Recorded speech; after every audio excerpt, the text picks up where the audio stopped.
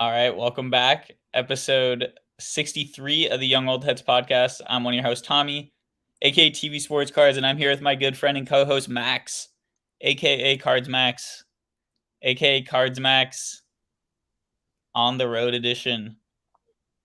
Max, how you doing?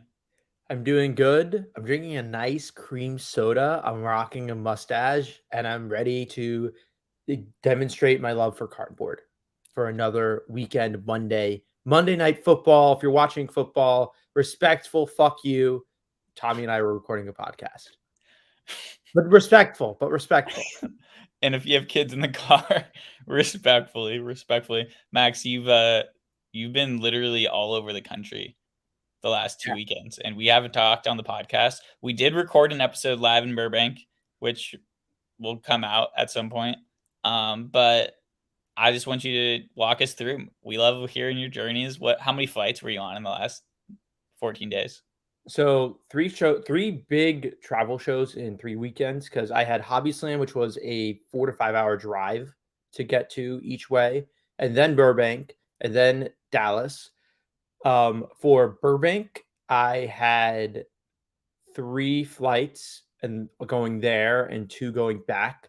For Dallas, it was direct. So we are looking at 7 flights in 2 weeks or 7 flights in 10 days, give or take.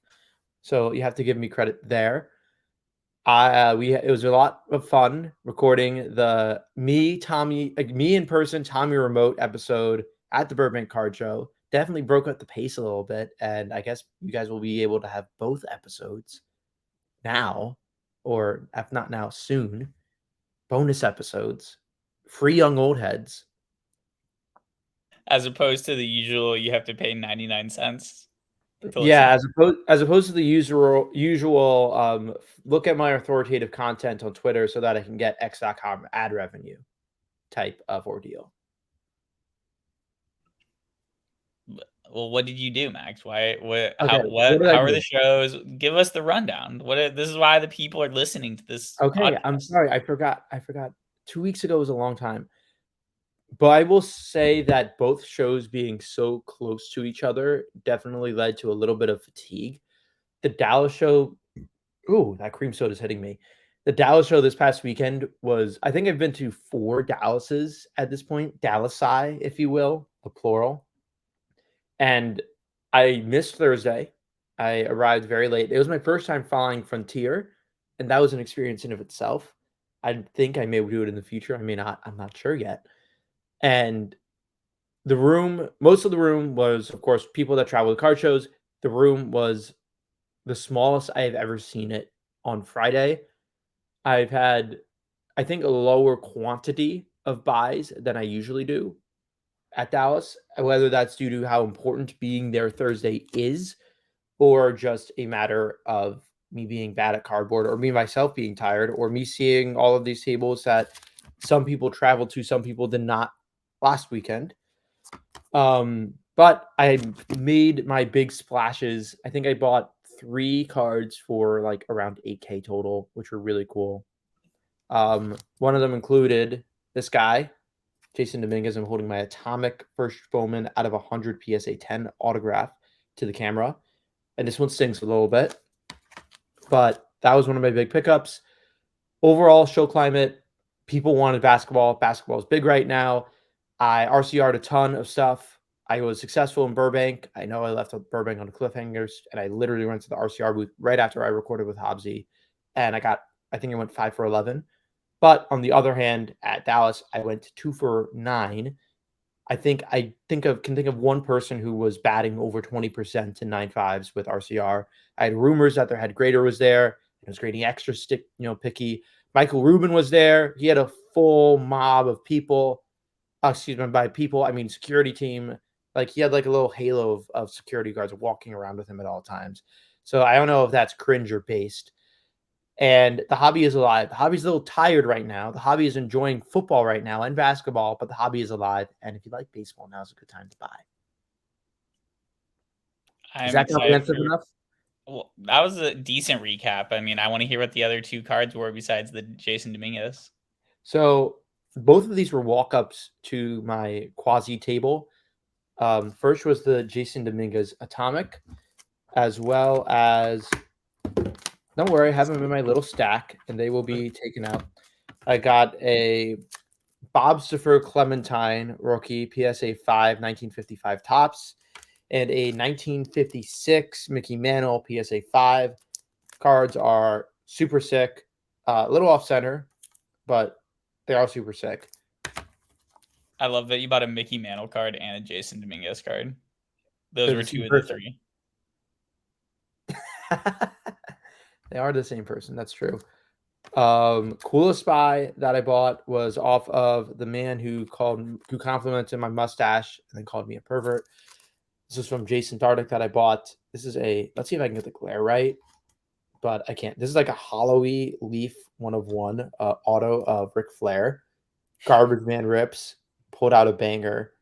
And I saw this and I'm like, this is just kind of cool. Yeah, I'm going to sell it, but I still respect the cool cardboard.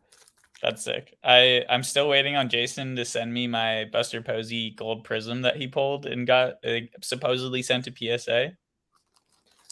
Yeah, you never know with that guy, but You like, never it's know, like but part of it that's is a like sick Ric Flair. actively, like, you can see my fingers through it, or no, this way. Yeah, you see my fingers through it, man. But also, like, it's refracting. It's like an acetate refractor. Yeah, no, it's like I don't know. Auto silver spectrum is what the parallel is called. Brian Gray, may he run Leaf forever, will no longer be CEO of Leaf. We talked about in the past. And I've been talking about innovation a lot. I've been praising Fanatics for making gimmicks that keep us on the edge of our seats. And I hope the gimmicks of Leaf and Pro Set and Harambe and COVID cards don't die with Brian Gray leaving. Give you hope here, Max. I did see today that Leaf is putting out a Deion Sanders coach card, coach auto. Did you see the Bishop Sycamore? Oh, that is cool. I will respect that. Do you see the Bishop Sycamore coach card, coach autograph? Yeah, that's the most classic Leaf shit right there. Yeah, that's the stuff that I want in the hobby. We need more Livy Dunn autos, and Johnny Manziel never gave a fuck, still don't. And who do you think you are? I am Pete Weber or Chris Weber, both of them doing that on the same card. That's not a real card, but that would be sick. We need more stuff like that. And people buy Leaf because it's cool cards. And who would have put on their bingo card in 2010 that Leaf would be more prolific than Upper Deck after losing licenses? Well, you're just not going on Upper Deck E-Packs enough, Max, clearly. But Yeah, I'm Max, not. I don't love hockey. I know you're tired of talking about the shows, but I feel I'm like not. I want to open up a little window into you at a show that is like Burbank. Let's say Burbank, because that one seemed to have been more poppin' than Dallas. Like, what is a day in the life of Cards Max at the Burbank Card Show? Yeah, I'm just a card extremist. I wake up. I want to get to the show as soon as humanly possible. I walk around. I talk to friends. I walk around. I talk to friends. In this context, it was I walk around. I complain like a little bitch about how I can't find stuff to buy, and then I go do that again. And it's been a little bit cyclic. The trade nights were hot and cold. I don't know if that's just because my cards suck, but Dallas Saturday trade night was very fun for me. I did a lot of deals. Um, One of them was for this Kylian Mbappe silver select field level from 2017. This is one of his only. Well, he has his 2016 foot sticker, but um, this was another card this was most of his pack build rookies are 2017. His 2016 is only the sticker. And I traded my purple Mbappe at a 250 2017 Topps Chrome rookie, which I think I paid $1,300 for. And this card does like around the same. And I bought that purple Mbappe as a BGS 9. I cracked and subbed it with PSA, it 9'd. I cracked and subbed it with PSA again, it 9'd. I Beckett RCR'd it at Burbank, it 9'd. I Beckett RCR'd it at Dallas, it 8-5'd. So if it meant an opportunity to wash my hands at that card at a cost that could be equivalent or close to what I entered in, I wanted to just take the sale and move on. This is just a cool card. Again, I believe our good listener, Card Slayer Renee, always asks, why do I always have exactly one soccer card at all times? And I respond, it's for the culture. So this is my one soccer card that I own right now that is not in grading or anything like that, and it's fun. Dude, I can't believe how many times you graded that purple Mbappe. It's got to work at some point, right? You would think so. I guess only if the Beckett head grader is there, really whipping the kids around, not letting them get 9.5s. Yeah, I also got probably the coolest card I got, which I somewhat quickly sold. I don't know if he's a listener, but not Albert Pujols because that's who has the card goes of. But I bought, I think it was some like a Fleer or Flare set from like the 2000s or something like that, and it was an Albert Pujols game used patch out of 35, and it was like the shape of like a napkin relic, but it had like I'll send you a clip, Tommy, so that everyone can see this because it's a really cool patch, and I tweeted about it. But it has like the bird from, or like has the wing from the bird on the Cardinals jersey. It has like a little bit of yellow in there too. It's like where like the claw is holding the bat. I think legitimately like a 4-color patch. It's gorgeous. It's so cool. I moved it to OG Johnny D, who is really cool. He's the Brock Purdy god. He's on Twitter. He's cool. If you don't follow him, I'm shouting him out. But probably one of the coolest Pujols game used. It's not even a BS patch. Game used. Flip it on the back. Says this was used in a MLB game with the St. Louis Cardinals, and it was gorgeous. That's all I can say. Audible listeners, you are being deprived. YouTube listeners, because we have a YouTube and you should subscribe to it. Feast your eyes. Except you're not even holding it up. And I'm No, just I'm gonna not. make a clip for like TikTok and Yeah, Instagram, not for yeah. you. Go TikTok. Go TikTok. Oh my god. I'm so glad that you're making TikToks these days, Max. Did you make any trades? Or are you doing like all set? Like you didn't really talk about too much about what you're selling. I just can't believe how many times you tried to grade them Mbappe. It's like your And think about it, I've Horcrux owned it. The Lamar. month is September. I've owned it since March. I had a few other fun stories in terms of buying and selling. I bought a Sam Howell green pulsar autograph out of 30 from Nick from Stack and Sell, who has been a great guest on our show. Makes great content on his own. I respectfully told him, and I love him. He's a great kid. He's a great guy. I'm the old man saying that he's a kid when he's like 2 years younger than me, or 3 years younger than me, whatever. But I told him, I'm like, I'm gonna murder you on this card. I'm gonna kill it. And he's like, yes. But that's how our businesses work. And he made his profit on that deal. It's time for me to make mine as a Sam Howell man. I am my Sam Howell Gold Contenders auto owner right now. But anyways, I buy this card for $320. I sell it. I buy this at Burbank. I sell it to Very Nice Cards at the Dallas Card Show, who has a very large amount of Sam Howell holdings on her own. Sam Howell played great week 1, by the way. And I sold it to her for $440. So I made a nice, I keep biting my tongue. I made a nice $120 profit on that Sam Howell. Silly old me, the little silly goose behavior, and I forgot to sell it. I forgot to delist it off My Slabs, and it had a silly little accident with it selling at My Slabs at my full bin of $630. So I went up to her, flagged her down. This was the following day. I'm like, hey, you sold that Howell yet? And she's like, no. And I'm like, good news and bad news. Bad news is I sold this on My Slabs accidentally. Good news is I sold it for $630. And how much money do you need? I'll buy the card for you. I'll just sell it and I'll just ship it on My Slabs. I rebought it from her for $550 and I netted 630 on My Slabs, I guess after shipping, like 625, 620. So the chain of events was, I think Nick bought that card for like 240 or something like that. I bought it from him for 320. I sold it for 440. I bought it back for 550, and the My Slabs end user paid 650. That is unbelievable. Yeah, so I've never had accidentally leaving a card listed up work in my favor before, but that was like one of the few times where it did. I'm trying to think of other cool stuff. Oh yeah, I had someone negotiate up on me on a card, which is interesting. Which I so part of my game plan, you're asking me for my day of my life. maybe I get a little bit too neurotic. I definitely can get in my own head mentally at card shows. I want to shout out my number one listener of this podcast at Sarasota Slabs. I want to shout out Logan's League. I want to shout out Certified Max, Certified Cards, as like I part of it is just entirely a mental game. But anecdotally, I've noticed that I think my shows perform better when I am with my friends. It makes me like a little bit calmer and in a more comfortable state rather than me neurotically thinking, I have to make more money, I have to make more deals, giving myself more pressure going in. And this Dallas was a show where I didn't have that. So my immediate thinking was just, what stuff can I find? I bought in the room I bought a Mike Trout PSA 8 blue auto out of 10 from Topps Rip. I've owned, actually, just this is my second copy of this card that I've owned. Owned one like last week. And a Michael Jordan 3-star swatches from 2009 SP of Michael Jordan, Magic Johnson, and unfortunately, Karl Malone. Card would be worth a lot. Common theme with sports cards lately, which is terrible, but Wander Franco, Karl Malone, cards would be worth a lot more if they just weren't on them.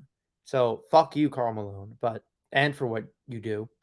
But but ultimately very cheap Michael Jordan game used. I think the comp was like 230 raw, and I had PSA 8 at PSA 8 that I bought for 170 in the room, and I bought this Trout for 300.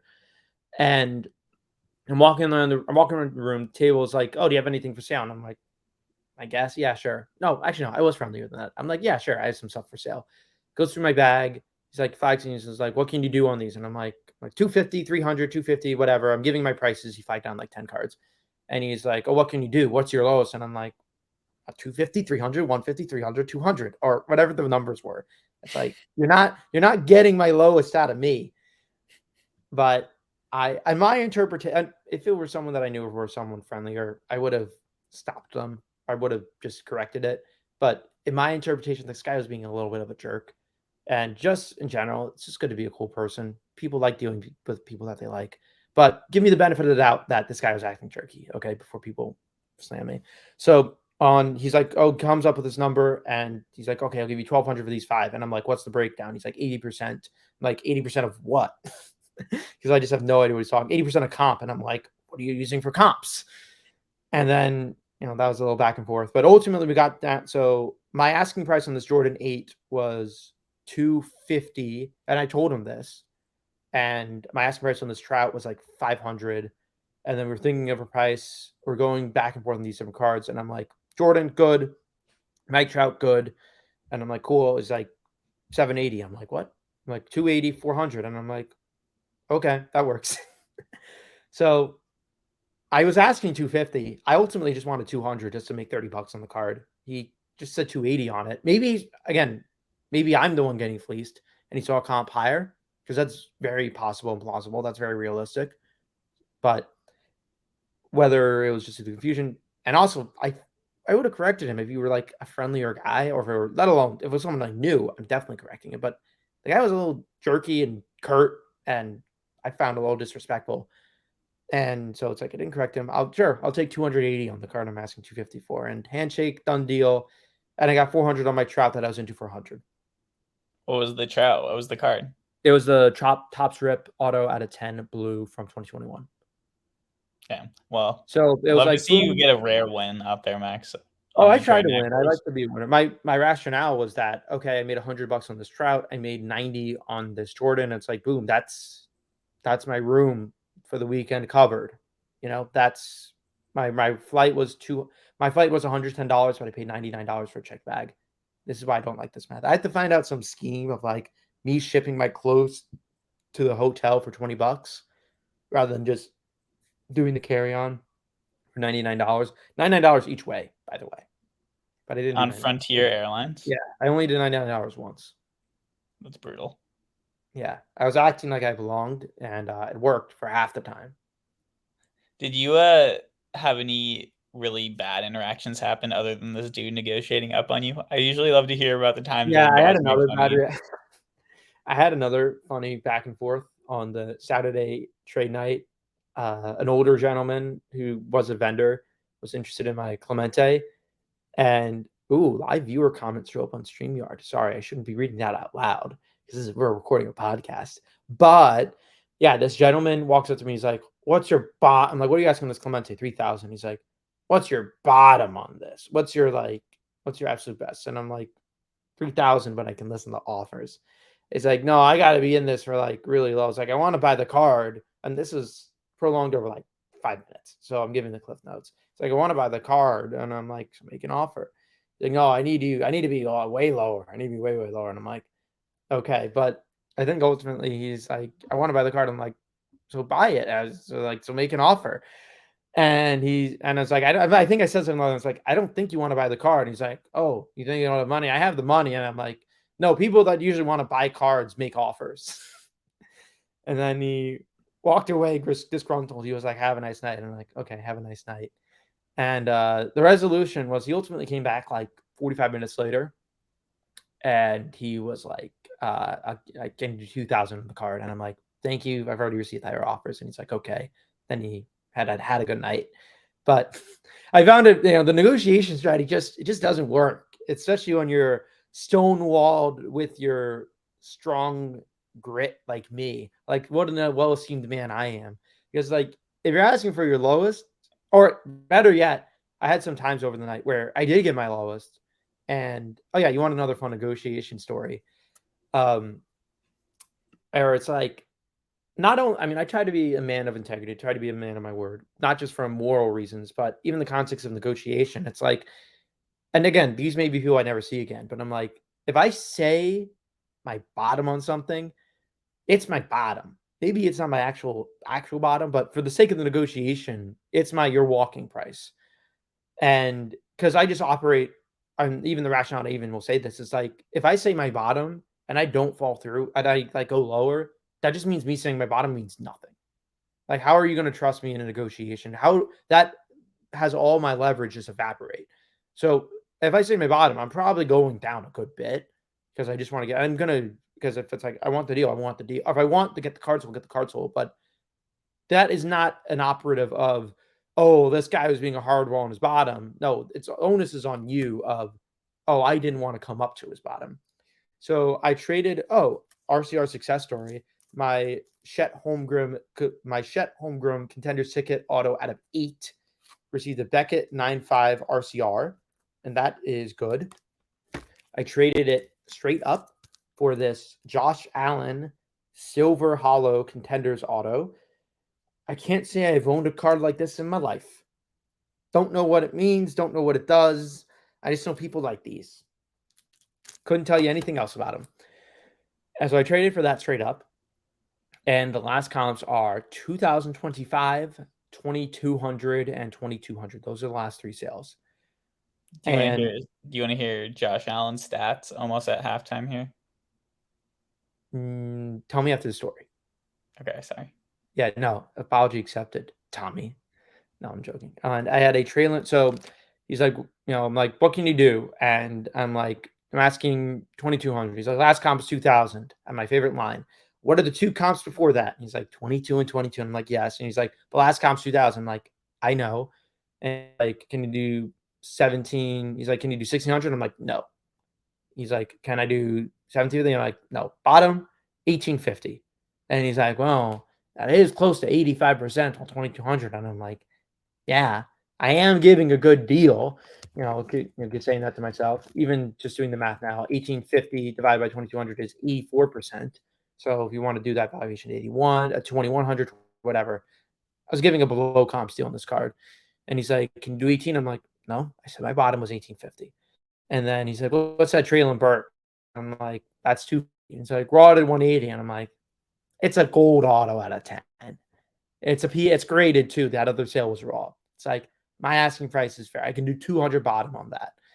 And he's like, okay, that's interesting. And this is prolonged over half an hour. This is a battle. And he's like, after going back and forth, can you do 1850? Or he's like, can you do 18? No. Can you do, 180 on this? No. And he's like, okay, I can do 1820 on the pair. And I'm like, let me get the breakdown. So you're giving me my 200 on the Traylon Burks. And I'm like, you're doing 1820 on the Josh Allen. He's like, yeah. And I'm like, I told you my bottom was 1850. I'm giving him, and it's like this isn't like there is no negotiation. This is the bottom, and there are some times where things like this can burn me. You can say it's pride. You can say it's ego. I really just try to operate fairly, and if I get burned by it, so be it. I got burned by it by a little bit by rejecting an offer at Burbank that was $30 higher than what I sold the card for online, and I'm okay with that. Sometimes you just have to make sure the math makes sense. But it's like it's a Josh Allen contenders auto. I can't sell it on the low. I can, but I'm not going to.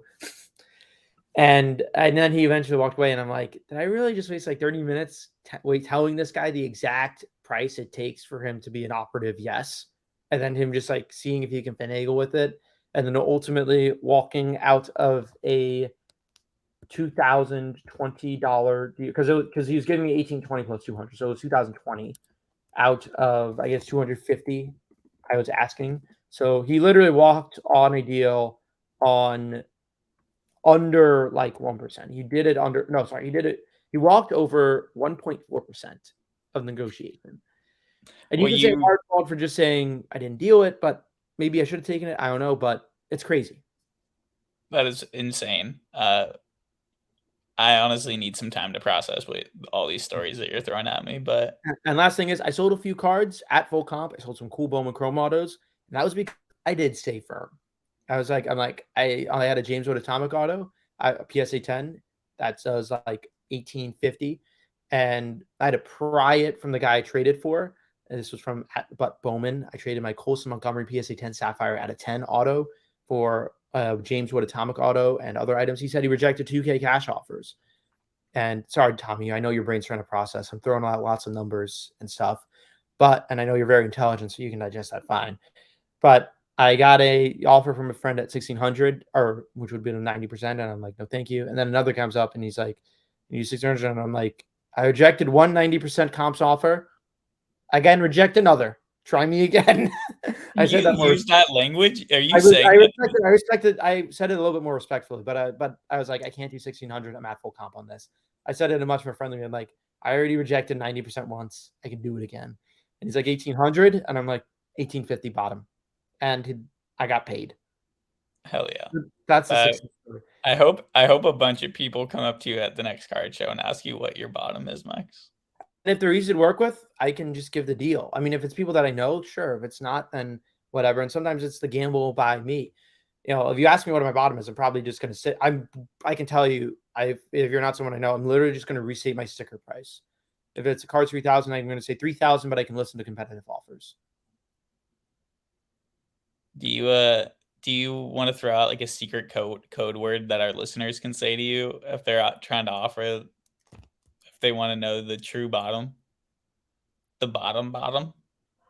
You gotta dance with me. You gotta figuratively, not literally. I can dance with the lady collectors, but if you're a masculine collector, you got to do the figurative dance with me. It's a lot of fun. But if it's someone that I know, it's like I have to trust that you're actually going to take the bottom, and like we both have. I'm like, hey, I can give you room, you can give me room, and then boom, shebang. Yeah, that was a lot.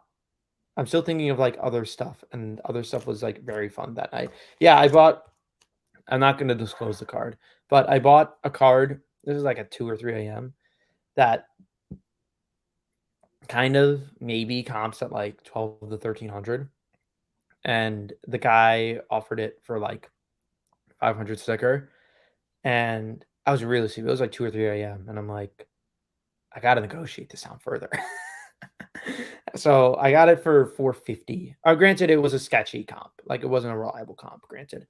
And I'm like, dude, like that's 3 more Chipotle, but that's like 3 to 5 Chipotle meals that I can eat off this $50 negotiation. It's like I'm not letting this deal walk. But at the same time, it's like people like if you're rich, I'm not rich. If you're rich, maybe you can let $50 or $100 go. And of course, it's the delta in the deal. And hey, I'm not even just talking about a deal with someone just left over $30. Like, and that's he's allowed to do that. I'm not saying his decision to do that wasn't valid. I respect it. I'm just saying, expect me to refirm. I respect someone else's being at their max. I think their backs might be a little irrational if they're 1.4% off. But it's like, I'm like, I got to negotiate $50 down. Took out Cat is like 500. He's like, 500 is the most that I could do. or this is the least I can do and feel and like, want to do the deal or whatever. It's just like 3 a.m. at this point. I just go up, take out 400s, 150, and I'm like 450. And then he just takes the money, gives me the card, and walks off. Wow. Sorry, last story. No, I've had a keep lot of going. I will yeah. literally listen to you all night, Max. I'm not even Oh fucking my kidding. god. You sweetheart. I had a kid go up to my table. I had a Kyrie jersey flawless autograph that I picked up at Burbank for $250, which is a really weirdly strong price. It's like I don't know if flawless autos, I don't know this market, but I picked it up for 250. And this was like an 8-year-old kid who didn't see command the best dialect, but he seemed like a very nice young man. He had maybe approximately 8 years old. And he just points to my Kyrie flawless auto and he's like, Kyrie. And I'm like, yeah, it's a flawless auto 25. And he's just like, two. Like, what? And he says, two. And I look at the serial number and it's 2 out of 25. And I see the jersey on the card. And Kyrie Irving was number 2 on the Cavs. And I'm like, oh, this is jersey number. I'm like, thanks, little man. He gives me a little nod. So that was a fun accidental jersey number story. I sold it on eBay for 550. So that pays for some expenses right there. That's a good outlook. I had my Trevor Lawrence Kaboom out on the table, my damage table. I had another young gentleman. This one should have known better. He was like 10 or he was like 12 or 13. And he's like, I had my Trevor Lawrence Kaboom sticker at 2,500. He's like, what's the lowest you can do? And I'm like, what's the highest you can do? And he says, 2,000. And I extend my hand to handshake. He just looks at me. He does not shake my hand. And his dad's there. And I'm like, they make some conversation. I talk about the car a little bit and they just kind of walk off. And I'm like, I'm a little annoyed. Granted, my reaction would be a much more frustrated if it were like an adult. Like if it's a kid with his dad offering $2,000 on a card, like I knew on the inside, like, yeah, he is not going to spend $2,000 on the card. But they did a lap. They circled so I was a little annoyed, but like I wasn't like mad. Like they circled back and I'm like, hey, like I told him, I'm like, hey, in the future, it's like offer a number on a card. If you don't plan on buying it, it's not good etiquette. And the dad is defending the kid. He's like, he asked what your lowest is. And I'm like, no, he didn't. The conversation went, what's your lowest? And I said, what's my high? I said, what's your highest? And he said 2,000. And he's like, no, he was asking like what you would do. And I'm like, and he's like, oh, you can't expect to pay. And I'm like, great, that's fine. Just don't say the number back. Don't say 2,000 if you're not expecting to do $2,000. And I was just saying this out of I'm like, hey, like I obviously you're a father and son. I'm not expecting the $2,000. I'm like, I phrased it like this. I was like, all I'm saying is that if you do this to other people in the room, they might have a different reaction than me. I recognize that he's a kid. And the guy is just like, okay. What card was this? And just walks off. Oh, this was it's not even in my newly pile because I've owned this since Burbank. I bought a damaged Trevor Lawrence Kaboom with paper loss in the back corner I bought that at the Burbank Card Show. The guy, what's the print run on a Kaboom? I don't know, $1.5 million. The Kabooms are fun. I don't know. I've been getting into them more lately.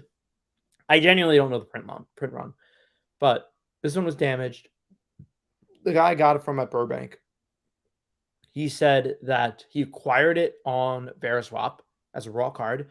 The seller alleged it was a clean card and, of course, receives it damaged and he always offered no protection on Veriswap and he just wanted to wash his hands of the card.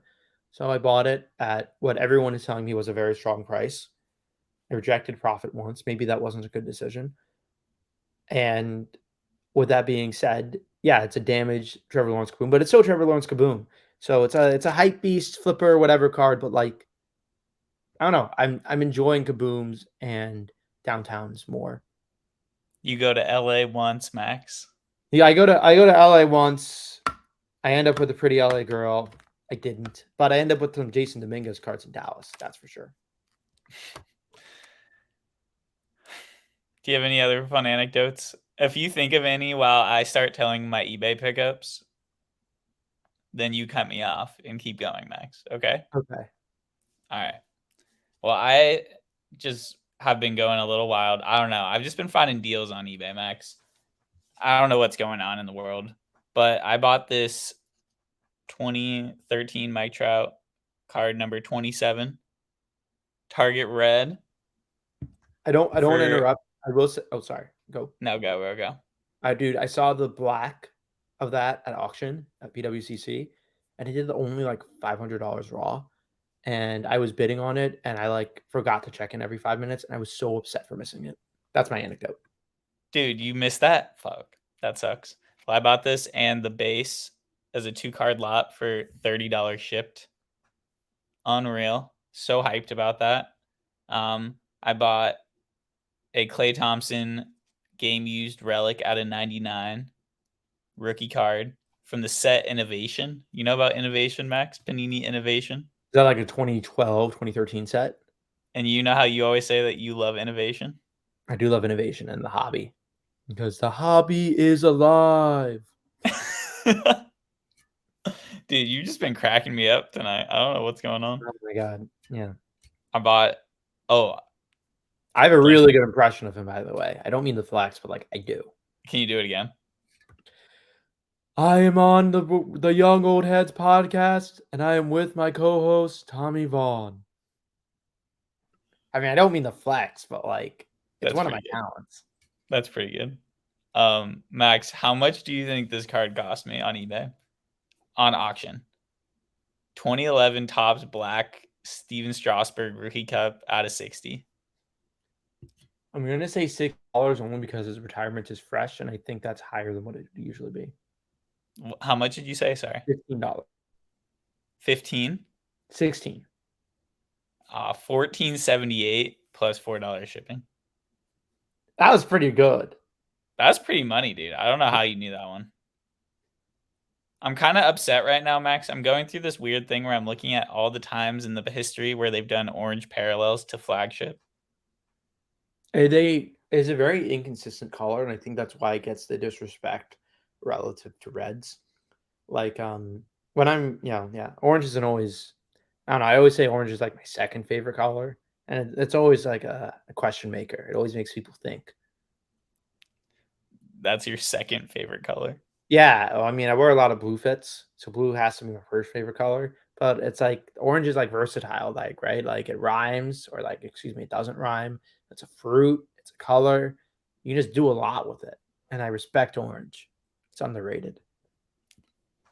Underrated, but you're right. It's very weird. They have a burnt orange 2014, but they also have a 2014 complete set orange. That's a different shade orange.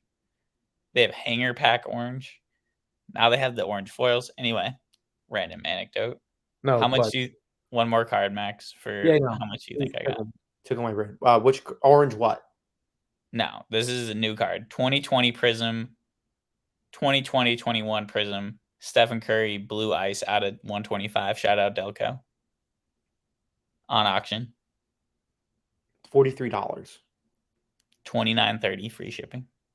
Ooh, that's not bad. That's really for a Curry Blue Ice. Yeah, I mean, like it's vet, but like I was thinking the Curry name would blast. I mean, because that is the parallel. I mean, we're talking about like gold parallels and flagship blacks with tops. Like Blue Ice is like established itself as like the only number. I mean, outside of gold, I mean, I think the parallel that matters most is Blue Ice, easily. Mojo maybe.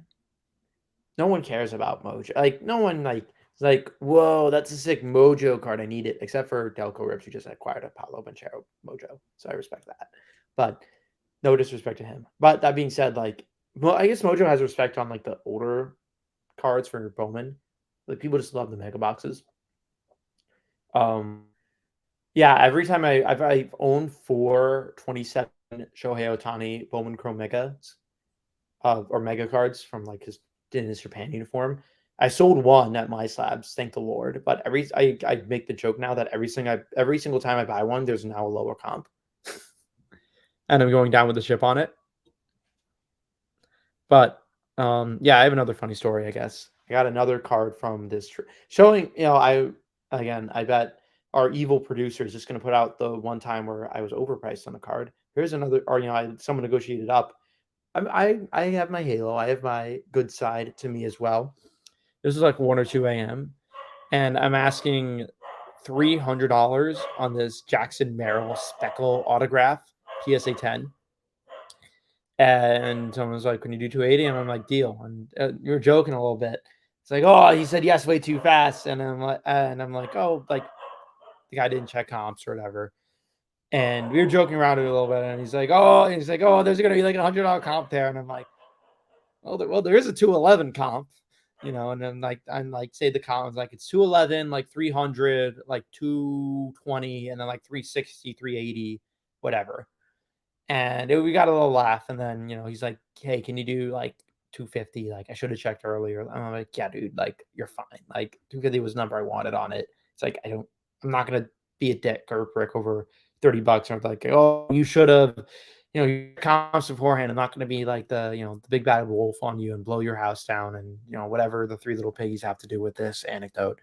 But it's it was very, very, we all got to go laugh out of it because it's like, "Oh, there's a low comp there. You didn't check comps." And I'm like, "Hey, there is a 211, full disclosure, and then he checked comps and he was comfortable enough to want to do 250 on the card. And I believe it was just bought as an investment piece of Jackson Merrill. So that was all fun. That ends well. So, did you buy any cards on eBay though, or are you just only buying cards at shows these days? It's definitely fun and not fun being a money manager. Having the money managed for shows, having to determine what I need to buy, what I don't. Um, I want to. So I guess we did a little bit of eBay buys. I had a few before we left. I think I know where I'm starting at. So I had a few eBay buys. I bought a raw Shohei Ohtani Topps Chrome Update Pink Refractor Rookie Debut. I bought a Jalen Williams Gold Laser Donruss Auto out of 10. I was also bidding on the True Gold Auto and I lost. I bought a Masataka How Yoshida. much? Wait, what was Oh, the prices? price between Orange Laser Auto and True Gold? No, Gold Laser. Gold Laser out of 10 was 521. True Gold out of 10 was $666, and my max bid was like 658 or something. So I was in the deep end for both of those cards. I bought the Yoshida Purple Speckle Auto. Bought a Jalen Hurts Red Zone Auto from Contenders. Another Anthony Volpe Radiating Rookie. Another Chet Holmgren Red Scope Choice Auto. A third Josh Giddey Downtown Sealed. Part of it was just the floor protect my other Giddies that I own, but I now own 3 of them. I have a 9.5 and a PSA 10 coming back from grading that it should hopefully be in hand tomorrow, and I can't wait to post the pictures of all 3 of them. I love Giddy, but Tommy, you're on mute. Can you go through your PSA submission and what you got? Yeah, I can do that. And then the last buy was, which is the coolest from a baseball standpoint, was also so I got an orange refractor of Gunnar Henderson on eBay out of 25, the true. Something really weird, in my opinion, is that I've never seen That's fire.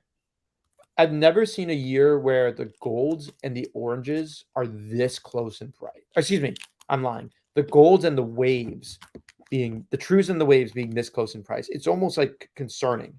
I don't like it. Like, just full disclosure.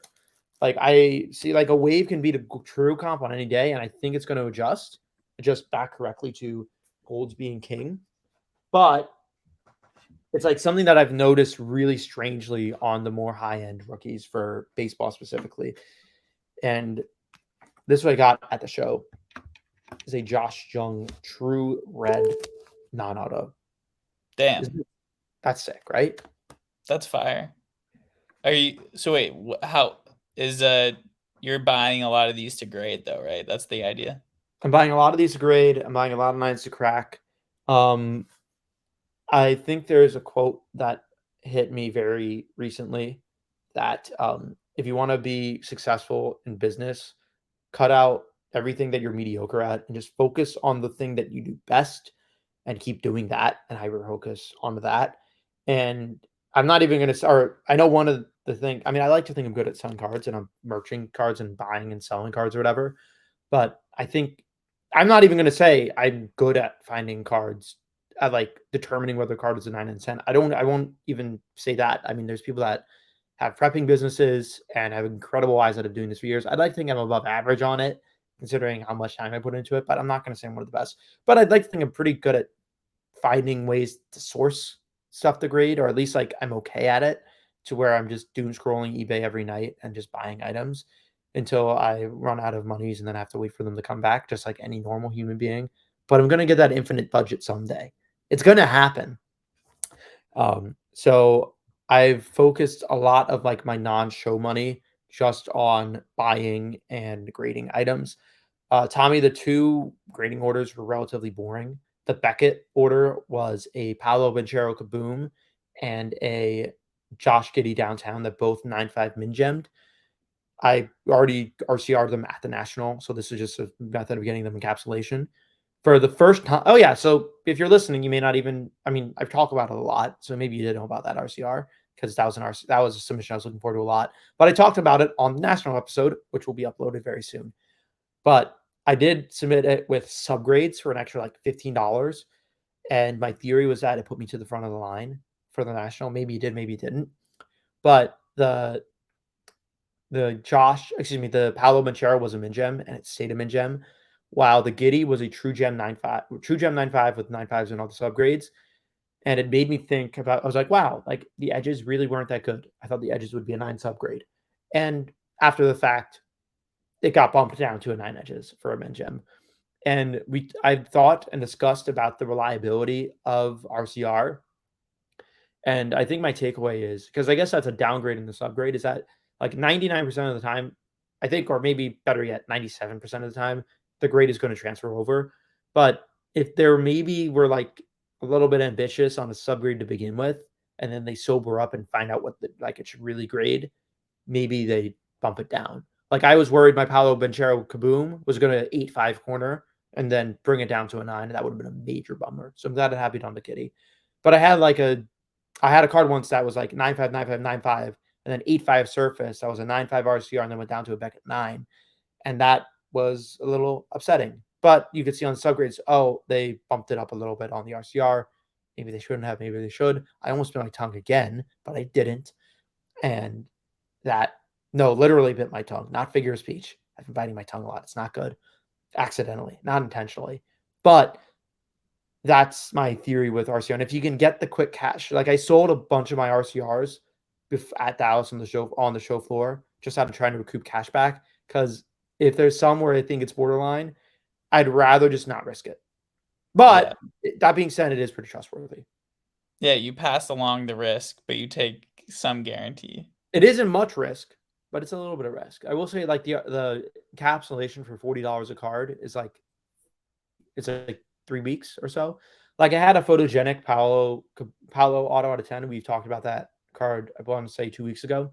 And I DCA'd down. Someone was like, oh yeah, the last one did like 450 or whatever. And I'm like, yeah, it was me. I bought it. And I'm like, I bought the one before that too. And it's in this 9.5 holder.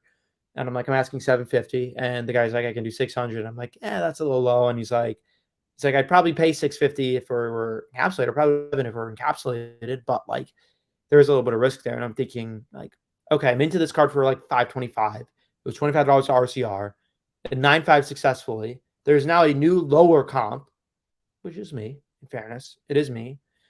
So I'm buying in lower. And he's even operating under that low comp exists. And he's giving me a $50 profit. I'm like, I know that having it's going to be $40 alone. And I'm going to wait 3 weeks. It's like, sure, it sucks to get a really cool 9.5 on a card like that, even though most people don't think it's a cool card. But it's like, cool.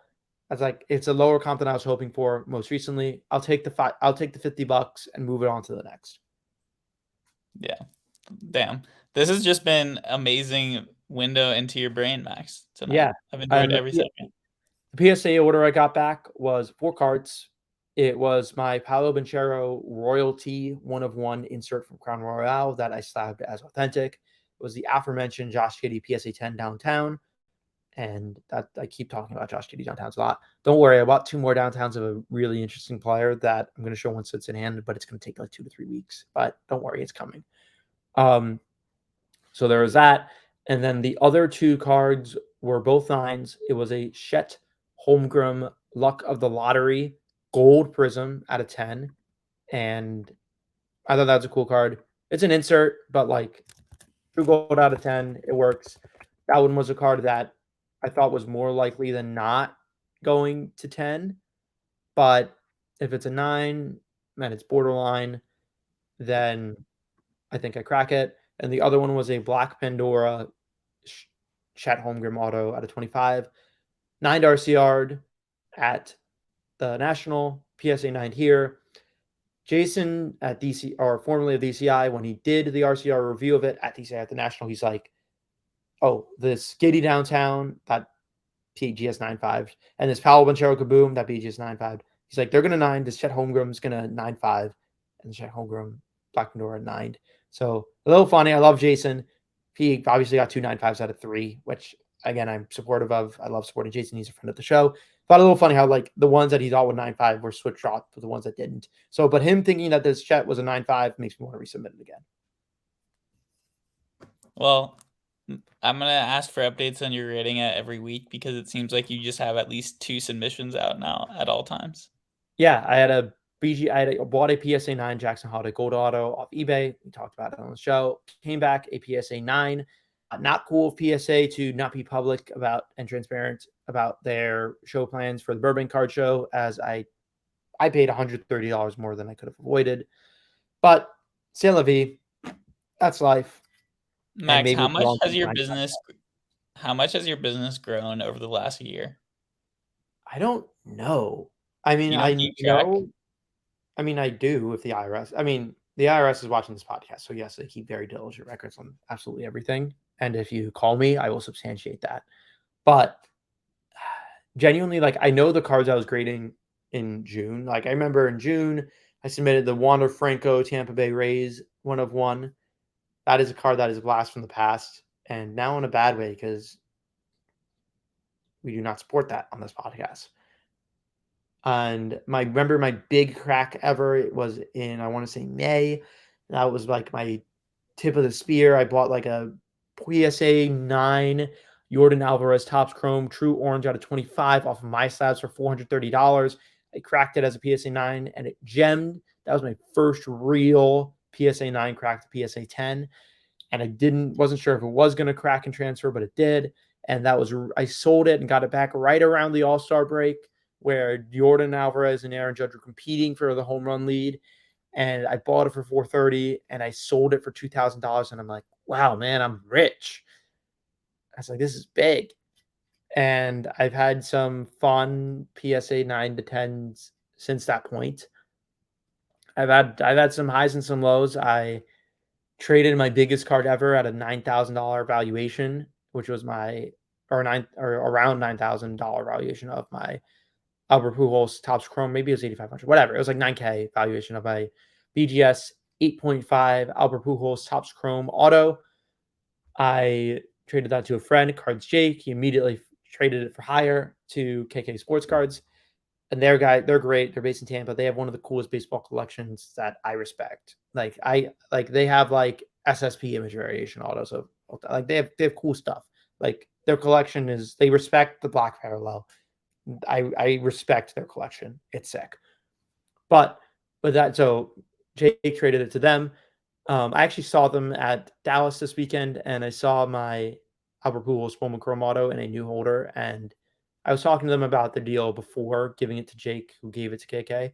But I saw it in a PSA 8 holder, which the PSA 8s come closer to 10K cash, which is fun. While the BGS 8.5s don't. My 8.5 was 0.5 away. So I was extremely interested in finding out if maybe you could squeeze out the PSA 9. I wasn't optimistic, or maybe squeeze out the BGS 9. But I was worried that I would lose the BGS 9 auto, and I thought the auto was worse.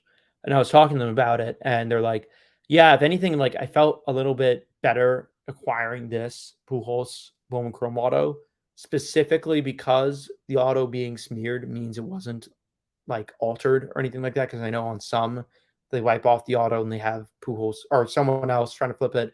We'll try to get Albert to re-sign it, and they're like, "Oh, it's a 10 auto," when really the auto smearing is part of the originality of that set. So that was a fun little tidbit of like, no, I respect that this card has history to it of being in the sun. So that was a cool anecdote. And yeah, I mean, you picked a lot from my brain, and you didn't even have to ask many questions to get all of that. No, it was amazing. I really feel like we just unleashed you this episode. I honestly have nothing more to say, Max. What's your parting words? I mean, other than fuck Karl Malone. Yeah. Yeah, when